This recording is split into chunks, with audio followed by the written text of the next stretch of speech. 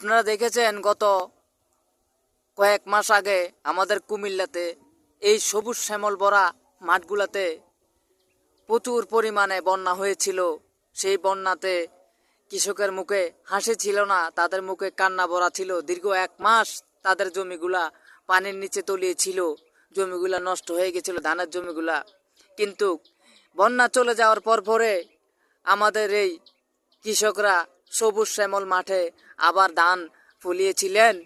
কিন্তু আমার আল্লাহ তখন তাদেরকে চোখে মুখে তাদের মুখে হাসি ফুটায় নাই, কান্না ভরা ছিল।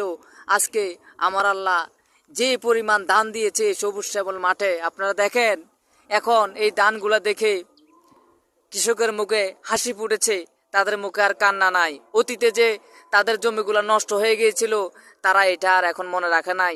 সবাই ভালো থাকবেন, সুস্থ থাকবেন, আল্লাহর নেয়ামত উপভোগ করবেন, আল্লাহর নাফরমানি করবেন না, আল্লাহর ইবাদত করবেন, জুলুম অত্যাচার করবেন না, জুলুম অত্যাচার থেকে বিরত থাকবেন।